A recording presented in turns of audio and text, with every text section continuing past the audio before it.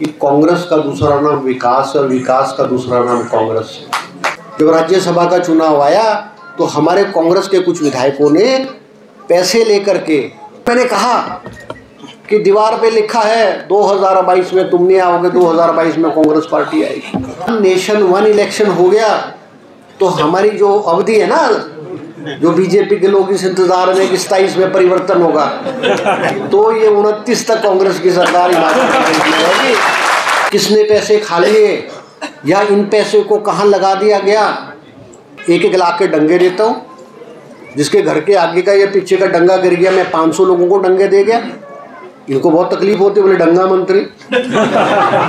बोले ठीक है, तुमको भी डंगा चाहिए मैं दूंगा। मगर जिस हमारे नेताजी के रिश्तेदारों को मिला, परिवार को मिला, फिर थोड़ी सी रिश्तेदारों की बारी है, वर्कर को तो उतने में 5 साल हो गए। ये तो भारतीय जनता पार्टी को हाटी के नाम पे इतने वोट पड़ गए। अगर ये हाटी मुद्दा नहीं होता तो मुझे लगता कम से कम 10,000 रुपये, 10,000 से आप वोट हारने थे। अगर हाटी समिति वालों ने मेरा खूब रोना पिटाया, खूब रोना पिटा और मुझे कोसा गालियां दी, मगर दिल्ली नहीं गए उस दुरुस्ती करने को। समिति वालों ने अपना वकील तो करो ढंग का, जो कोर्ट में केस तो लड़े। कांग्रेस के नेता को बुलाना, ना मेरे को बुलाना, ना बीजेपी के नेता को बुलाना। हम जहाँ नेता गए वहाँ तुम्हारे कार्यक्रम का कबाड़ा होना है। हाटी कल्याण समिति ने बोला इनको, हाटी समिति को, कि यार मिलके लड़ाई लड़ते हैं। बोला ना ना तुमने छूना ही नहीं हाटी को, ये तो हमारा है, ये तो हमारा है, तुम ना छूना नहीं तुमने। दिल की गहराइयों से धन्यवाद करूंगा कि आपने मेरा और सभी साथियों का स्वागत किया, अभिनंदन किया।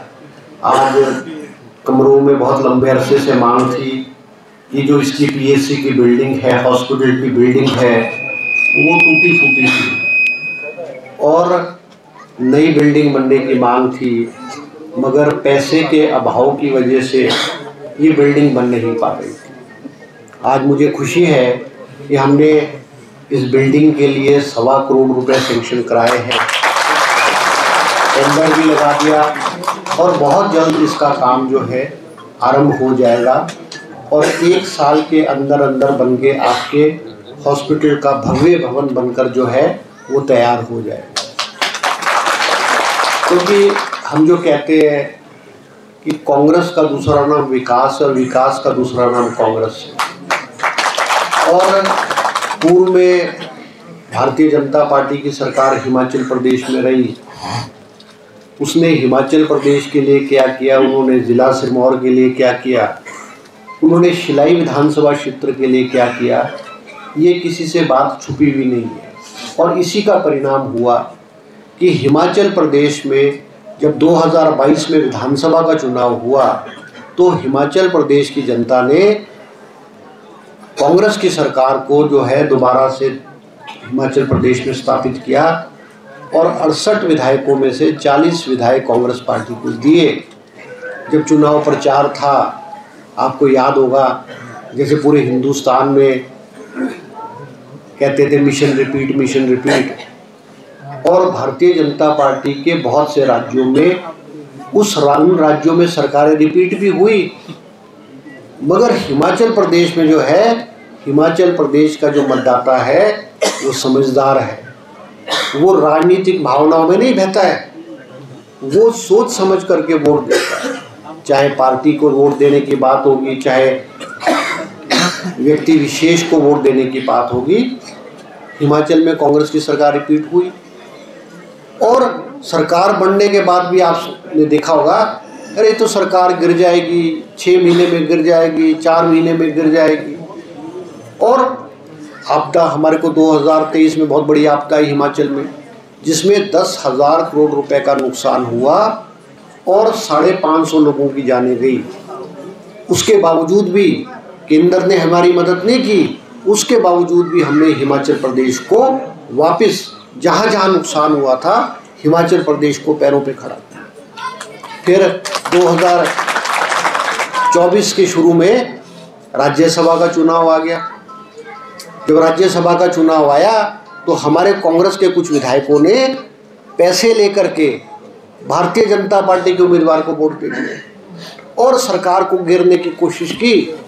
हमने सदन में बहुमत साबित करके इस सरकार को स्थापित किया और फिर कहते थे सरकार तो गिर जाएगी, सरकार तो गिर जाएगी, अभी गिर जाएगी। और जब जनता के बीच में हम दोबारा से गए, जहां लोकसभा का चुनाव हुआ, वहां उन 6 विधानसभा का चुनाव भी हुआ, 9 विधानसभा का चुनाव भी हुआ, जिन्होंने कांग्रेस पार्टी की पीठ पे छुरा घोंपा। ठीक है, लोकसभा में हिमाचल की जनता ने 4 सीट बीजेपी को दी, मगर जहां हिमाचल के बात थी वहां 9 में से 6 सीटें हिमाचल प्रदेश की जनता ने कांग्रेस को दी। और जो लोग, जो विधायक पैसा दे करके बिके, उनको उन्होंने घर में बिठा दिया और हमारी संख्या दोबारा जो है 40 पे हो गई है। हम हमेशा कहते हैं कि हम जो है 2027 तक है। जब बीजेपी की सरकार थी वो क्या बोलते थे, जब सरकार बनी, विधानसभा का सेशन धर्मशाला में हुआ, हमने विधायकों ने शपथ ली, हम तो 25 साल के लिए, कोई बोले हम 15 साल के लिए, 15 साल से नीचे तो आता ही कोई था। जब मैं विधानसभा में 2017 में भाषण देने को खड़ा हुआ, मैंने बोला कि भैया तुम हिंदुस्तान के संविधान को मानते हो कि नहीं मानते हो? हिंदुस्तान का संविधान तो ये कहता है कि जो सरकार चुनी जाती है वो 5 साल के लिए चुनी जाती है, 15 साल और 25 साल के लिए नहीं चुनी जाती। और मैंने कहा कि दीवार पे लिखा है 2022 में तुम नहीं आओगे, 2022 में कांग्रेस पार्टी आएगी, मगर संविधान को नहीं मानते। अब मैं खड़ा हूँ, मैं बोलूँगा नहीं हम तो जी 32 तक है, नहीं भाई हम तो 27 तक है। 2027 में हिमाचल प्रदेश में विधानसभा का चुनाव दोबारा होगा और हिमाचल की जनता जो है अगली सरकार को या हमारी सरकार को हमारे कार्य के आधार पर जो है चुनेगी। अभी चर्चा हो रही है 1 नेशन 1 इलेक्शन, जो कह रहे हैं कि लोकसभा और विधानसभा के चुनाव साथ साथ हो जाएंगे, मगर अगर 1 नेशन 1 इलेक्शन हो गया तो हमारी जो अवधि है ना, जो बीजेपी के लोग इस इंतजार में कि 27 में परिवर्तन होगा, तो ये 29 तक कांग्रेस की सरकार हिमाचल प्रदेश में रहेगी। इसलिए आज के बाद भी हमारे पास 5 साल का समय है। ये जो 2 साल तो हमको बोनस में मिल गए। अगर 1 इलेक्शन 1 नेशन होता है और जिसकी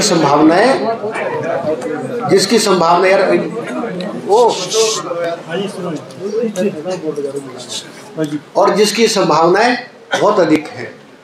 देखो हमारा मकसद क्या है, हिमाचल प्रदेश आत्मनिर्भर हो, हिमाचल प्रदेश अपने पैरों पे खड़ा हो।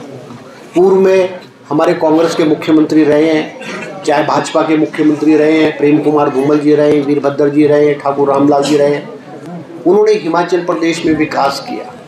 हिमाचल प्रदेश आज पहाड़ी राज्यों में एक मॉडल स्टेट के रूप में स्थापित है।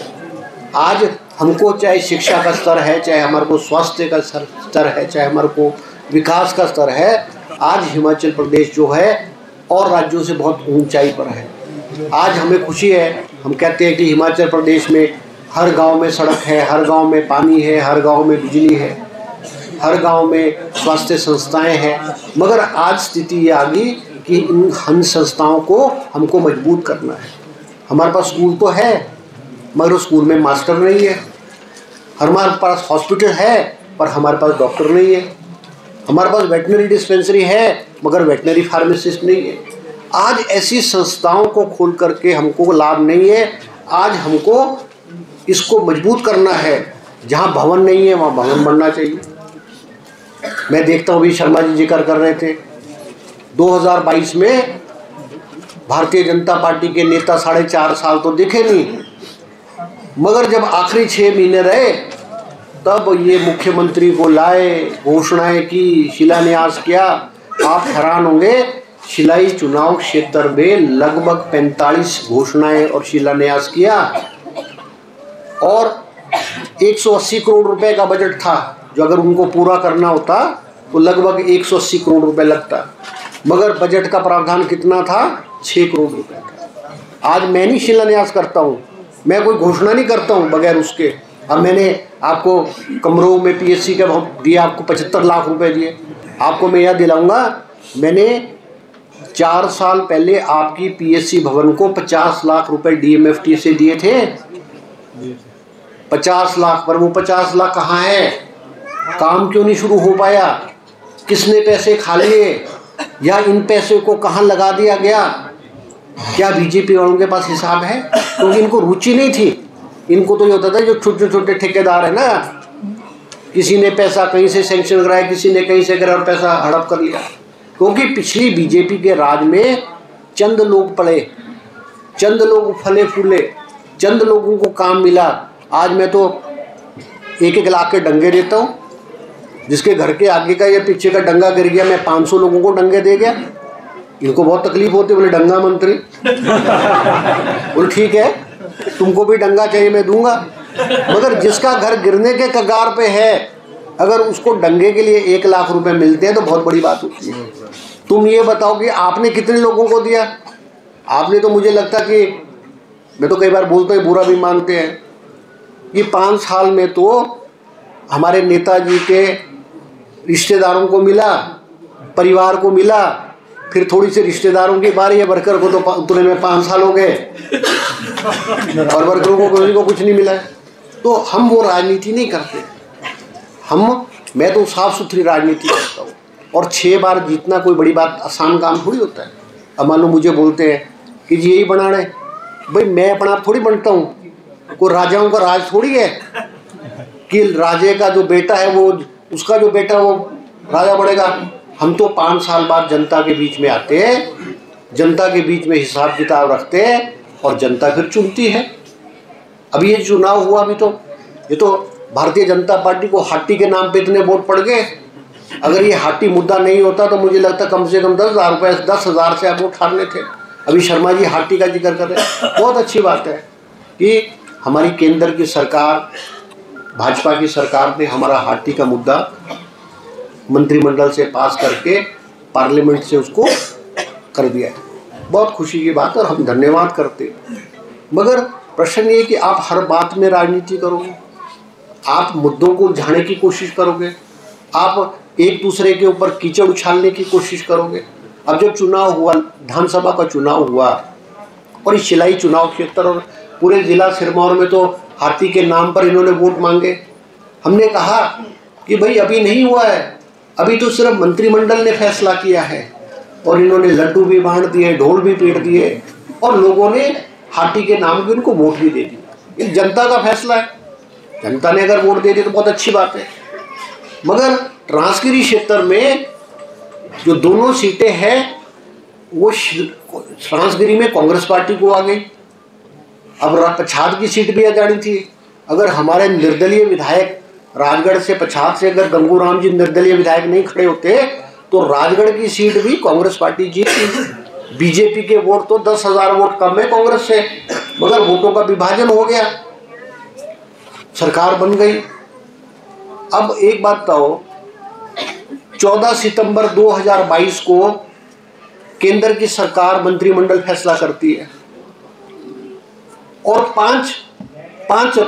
पांच राज्यों में ट्राइबल क्षेत्र घोषित करने की बात होती है। 3 महीने बाद, दिसंबर के महीने में 2022 में 5 में से 3 राज्यों का तो केंद्र सरकार लोकसभा से भी करती है पास और राज्यसभा भी पास कर देती है, और हिमाचल और छत्तीसगढ़ का नहीं करती है। अब मैंने रोका उनको कि पार्लियामेंट में नहीं पास करना तुम, और 1 साल बाद अगस्त 2023 में 1 साल बाद हमारा हाटी का और छत्तीसगढ़ का जो है उस दोनों का पार्लियामेंट से पास हो जाता है।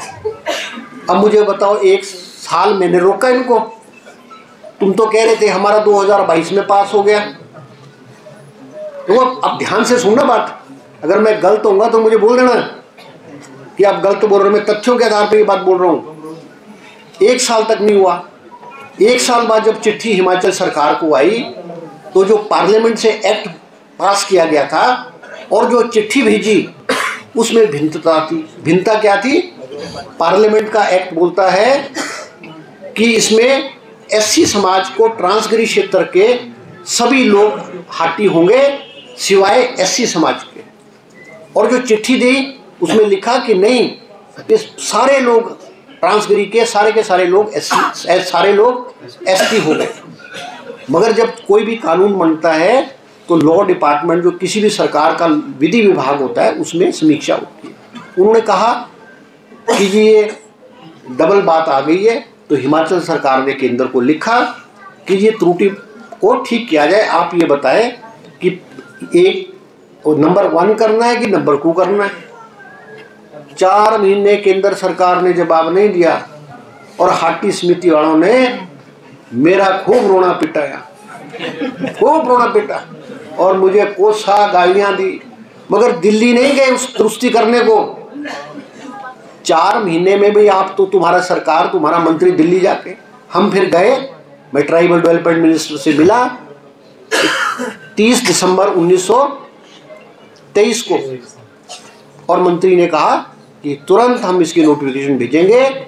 और मंत्री जी ने, केंद्रीय मंत्री ने 1 दिन के अंदर जो हिमाचल सरकार ने जवाब मांगा था वो जवाब हिमाचल सरकार को भेज दिया। और मुख्यमंत्री ने कहा और मैंने खुद कहा कि जिस दिन जवाब आएगा हम 24 घंटे में उसकी नोटिफिकेशन को लागू कर देंगे। और 1 जनवरी 2024 को मुख्यमंत्री और हिमाचल सरकार ने नोटिफिकेशन कर दी और इस सारे क्षेत्र को एसटी का दर्जा दे दिया। कुछ लोग हाई कोर्ट में चले गए, हाई कोर्ट ने स्टे कर दिया उसको। अब हाई कोर्ट ने अगर स्टे किया है तो कोर्ट में तो किसी सरकार और नेता की नहीं चलती है।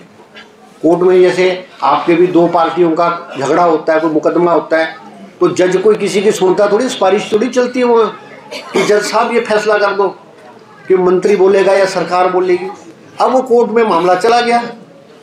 अब जब कोर्ट में मामला चला गया, कोर्ट ने स्टे कर दिया और हिमाचल सरकार ने 72 लोगों को ट्राइबल का सर्टिफिकेट इशू भी कर दिया।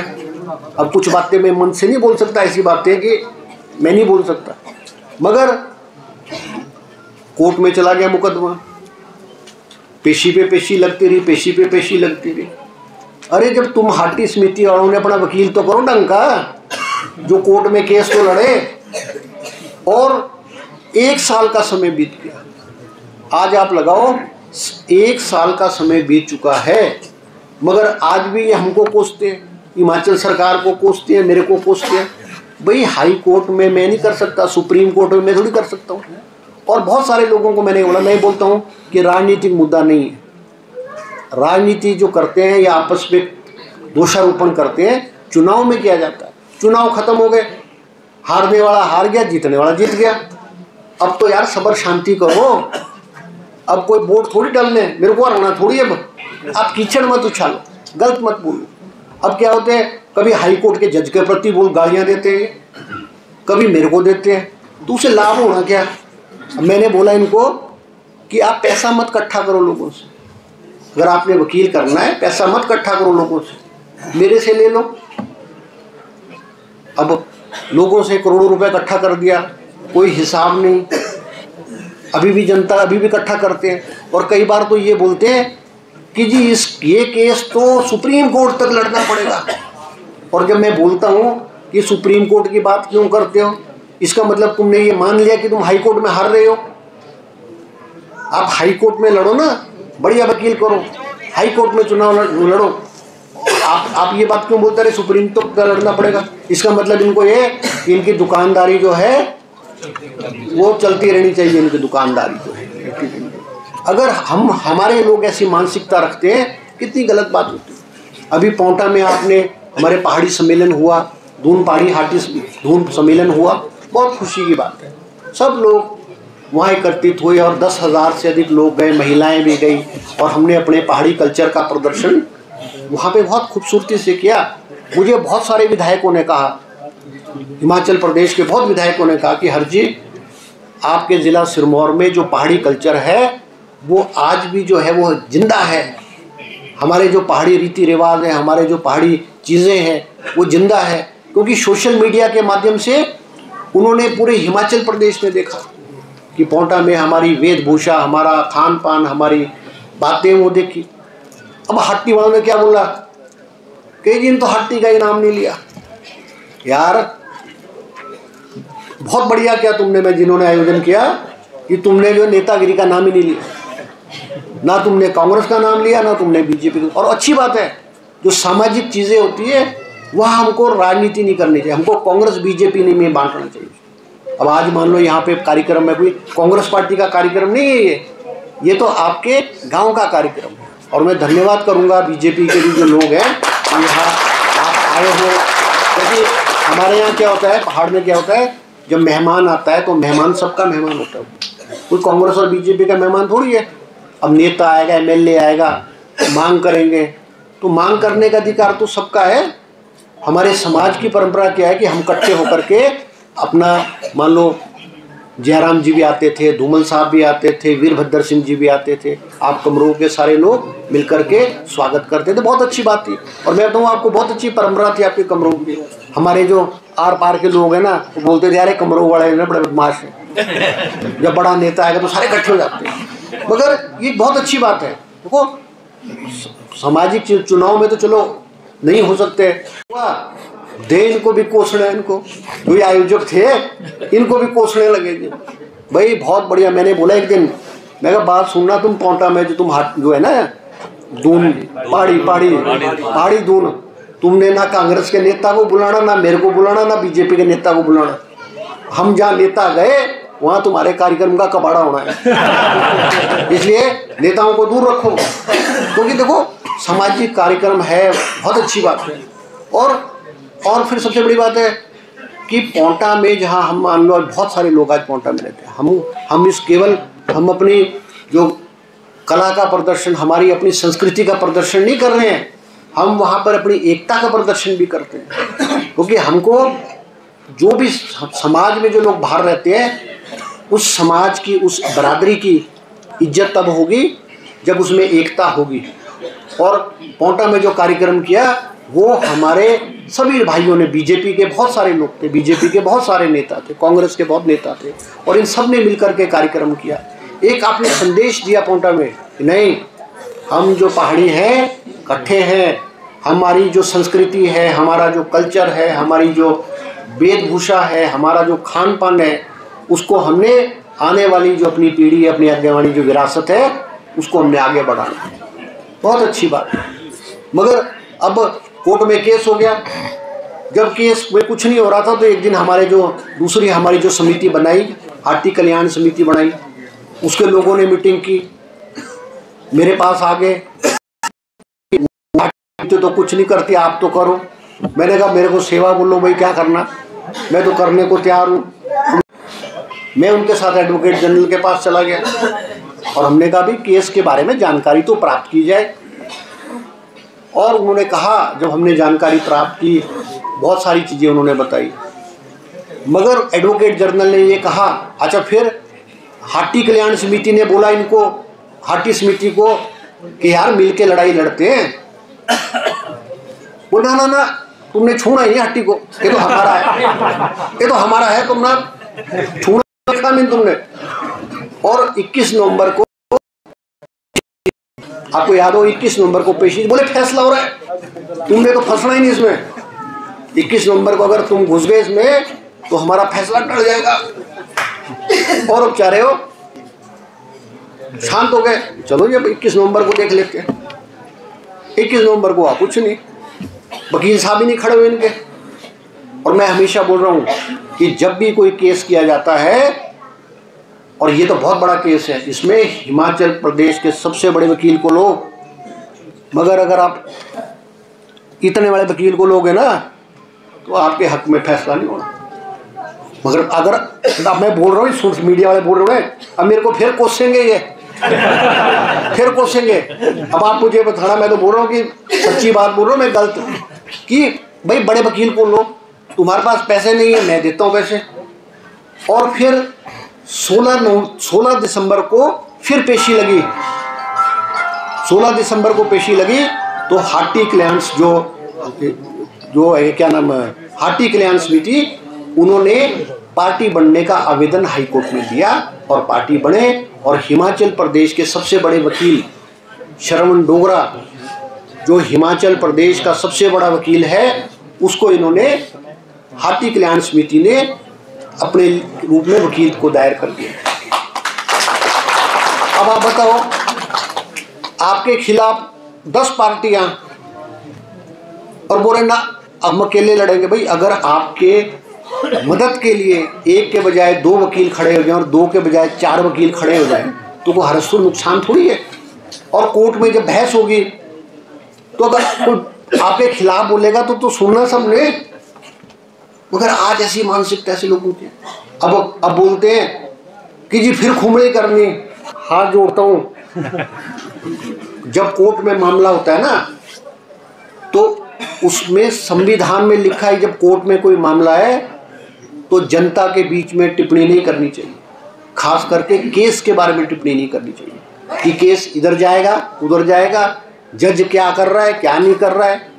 मगर आज आप जनता के बीच में जा करके फिर जनता को भड़का करके, और वो कोर्ट का जज तो सुनेगा।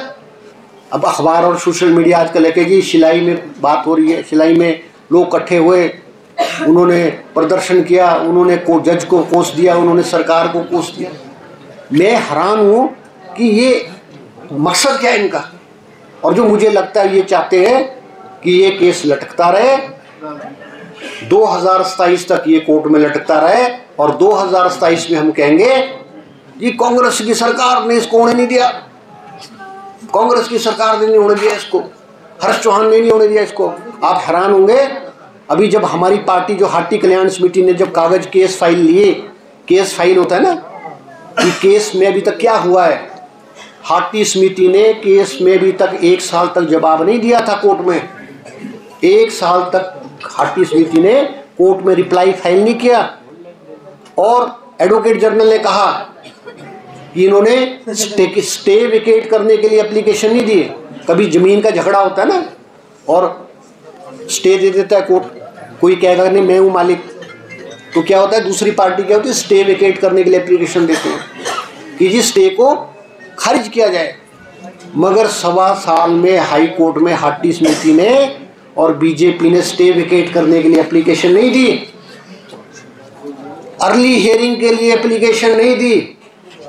कोर्ट में 1.25 साल हो गया है और 1.25 साल में कोई कार्रवाई नहीं हुई। आज भी कोर्ट का स्टे वहीं का वहीं खड़ा है। अब मुझे ये बताओ, इसके लिए क्या मैं दोषी हूँ, क्या सुखविंदर सिंह दोषी है, क्या हिमाचल की सरकार दोषी है? मगर फिर भी कोसने से हटते नहीं। मैं हाथ जोड़ के बोल रहा हूँ कि मिलकर के हाई कोर्ट में लड़ाई लड़ो, बढ़िया वकील करो। ये कोर्ट की लड़ाई है। जो केंद्र सरकार ने करना था उन्होंने कर दिया, हिमाचल सरकार ने जो करना था वो कर दिया। और कृपा करके सोशल मीडिया पे और मंचों पे जजों के खिलाफ मत बोलो, जजों के खिलाफ मत लिखो।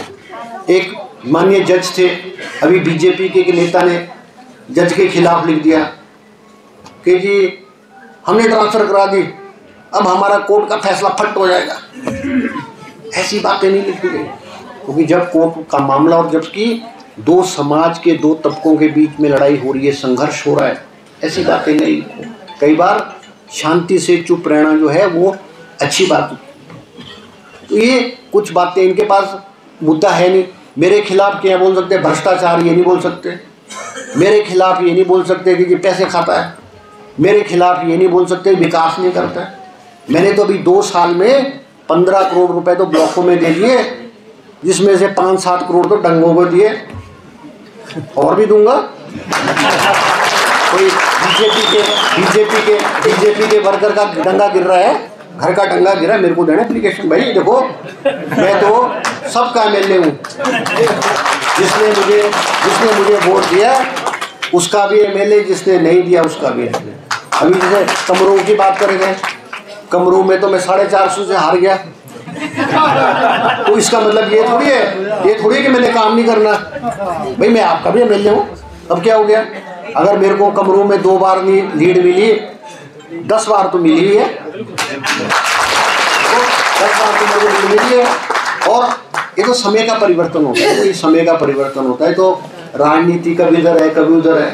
मैं तो निस्वार्थ भावना से काम करता हूँ। देखो मैं तो एक बात बोलता हूँ, मेरी एक सीधी बात है, मैं तो भगवान का बहुत शुक्रगुजार हूँ कि मुझे शिलाई की जनता ने 6 बार विधानसभा भेजा है और मंत्री के रूप में 6ठी बार मंत्री के रूप में काम करने का मौका। मैं तो अगर 7 जन्म भी ले लूँगा ना तो भी आपकी शिलाई की जनता का हम एहसान नहीं चुका सकते हैं।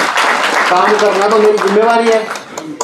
अभी बोल रहे थे 50 लाख रुपए, अभी बोला 50 लाख रुपए, भाई 50 तो नहीं कर सकता, पर जो भी है, पर जो जिम्मेवारी मेरी विकास करना।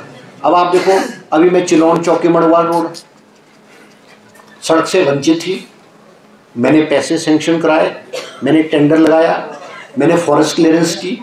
ये जो शिलान्यास है मैं आज से 1 साल पहले भी कर सकता था, मगर कागज पूरे नहीं थे। ड्रामा तो मैं कर देता अगर कागज पूरे नहीं थे। अभी मैंने सालवाला से भटरोग सड़क है, इसको 16 करोड़ रुपए सेंक्शन दे करके मैंने भी इसका शिलान्यास किया। अब हमारी कच्ची ढांग की सड़क टूट जाती है, जब बारिश में बंद होती है तो पूरा क्षेत्र कट जाता है, तो हमें एक ऑल्टरनेट रोड, एक दूसरी रोड तो चाहिए।